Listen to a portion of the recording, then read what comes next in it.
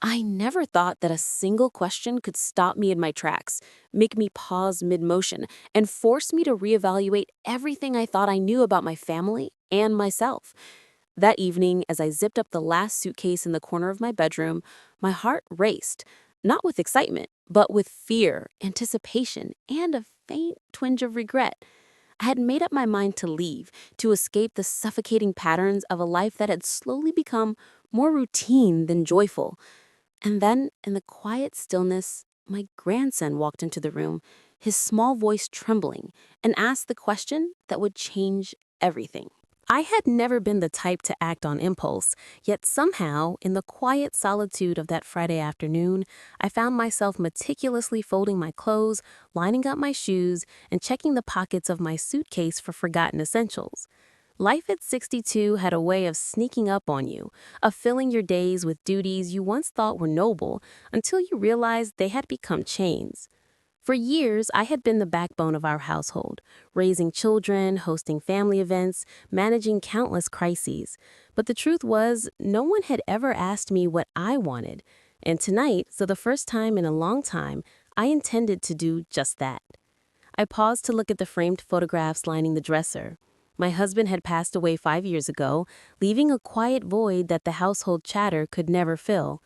My children had grown and flown away, carrying with them the energy and ambition that I had poured into them, and now the house felt too large, the walls closing in with memories that had begun to feel more like obligations than joy.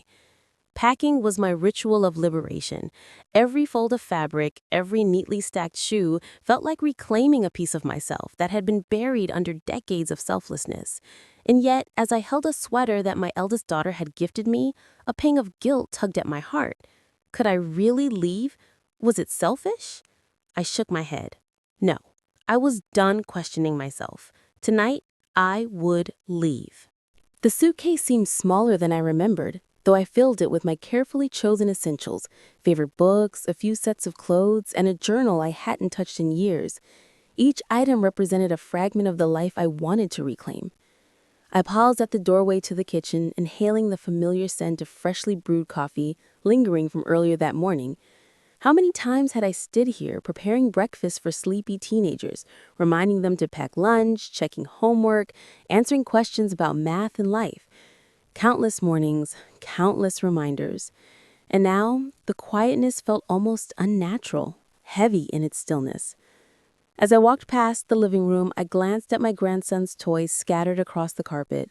Little reminders of innocent laughter, of tiny victories and scraped knees. My chest tightened. I had loved him fiercely from the moment he was born, but the pull of my own freedom felt stronger than any guilt I could muster. I reached for the doorknob, my hand trembling slightly. Tonight, I would drive to the station, take the first train, and disappear into the city's embrace. A fresh start, a life for myself. And then, I heard it. A small voice, hesitant and trembling, cut through the quiet. "Grandma?" I froze mid-step. My heart skipped a beat. The sound was familiar, soft and piercing all at once. I turned slowly to see my grandson standing in the hallway. His wide eyes, rimmed with the faintest hint of tears, were fixed on me. His small hand clutched a worn toy truck, a comforting anchor in a moment that seemed far too heavy for a child his age. "What is it, sweetheart?" I asked, my voice steadier than I felt. He shuffled his feet, looking anywhere but directly at me. Are you going away forever?" The question hit me like a lightning bolt, freezing my hands in midair. I couldn't speak. The suitcase in the corner suddenly seemed heavier, almost accusatory. Forever. The word resonated, echoing through the empty rooms of my home, and in that instant I realized that my departure wasn't just my own. It would ripple through the life of someone I loved more than I had ever allowed myself to admit. I knelt down slowly, trying to meet his gaze, struggling to find words that could soothe without betraying the truth of my intentions. "No, sweetheart, I'm not going forever. I just need some time." His eyes searched mine, trying to discern whether he could trust me. And in that search, I saw a reflection of the person I had been, strong, protective, loving. And I realized with sudden clarity that leaving wasn't about running away from them. It was about reclaiming myself, in order to be fully present when I returned. After my grandson's question, I sat down on the edge of my bed, staring at the reflection of myself in the full-length mirror. The woman staring back seemed both familiar and strangely distant. Her face bore the gentle lines of age, the marks of laughter and sorrow alike, and her eyes, the ones that had soothed countless fears, looked back with something new, recognition. Packing my bags had always been a literal act of departure, but now I realized it had also been a symbolic one.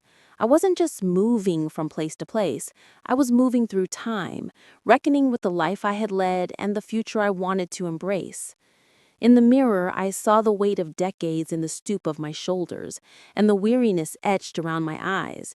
Yet beneath it all, there was a spark, a quiet, indomitable flame. I had lived for others for so long that I had forgotten how much I could still live for myself.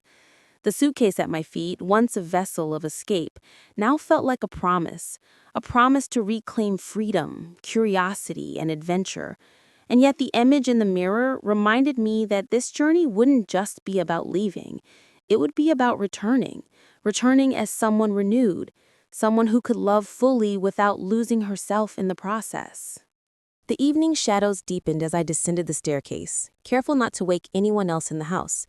I needed a moment alone, a final reflection before embarking on this journey. In the living room, the family portrait stared back at me, my late husband's gentle smile, my children's faces frozen in youthful glee, and my grandson, caught mid-laugh in a snapshot from last Christmas.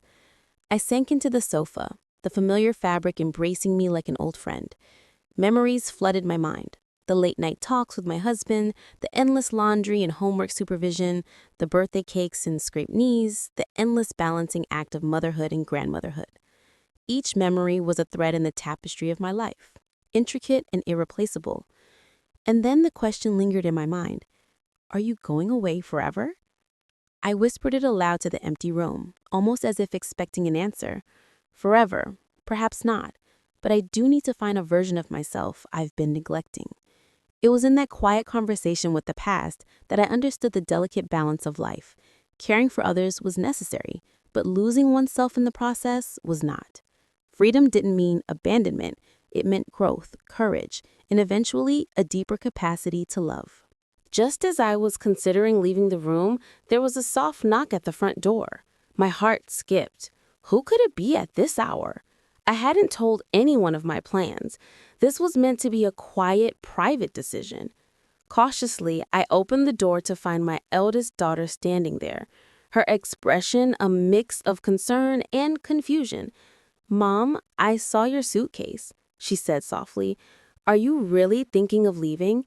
The sight of her standing there, small yet formidable in her own right, hit me harder than I had anticipated.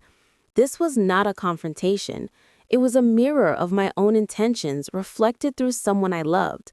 I gestured for her to come inside, my throat tight with emotion. I just need some space," I admitted. I've spent so long caring for everyone else that I forgot to care for myself. Her eyes softened. "Mom, we all love you, but if leaving is what you need, then you have to do it. Just promise me you'll be safe and that you'll come back." Her words, gentle yet supportive, filled the room with the warmth I hadn't felt in years. I realized then that this journey wasn't about abandonment. It was about self-discovery with the safety net of love beneath me. The next morning, I packed the final items into my suitcase, each movement deliberate, each breath measured. The house was quiet, the sunlight casting gentle shadows across the floor, illuminating familiar corners that had been witnesses to decades of life. As I locked the door behind me, my grandson ran up, tugging lightly at my sleeve. "Grandma, promise me you'll write," he said, his eyes wide and earnest. I knelt to his level, gripping his small shoulders. "I promise," I said, my voice steady, though my heart threatened to break. "I'll write every day." Driving away from the house felt surreal. The familiar street stretched past me, yet each turn brought a sense of freedom I hadn't felt in years. I glanced at the rearview mirror, half expecting to see my family waving goodbye, but the quiet solitude reminded me that this journey was mine alone. at least for now. Each mile carried me deeper into reflection. I realized how much I had given of myself without pause, and yet how little I had allowed of myself to dream.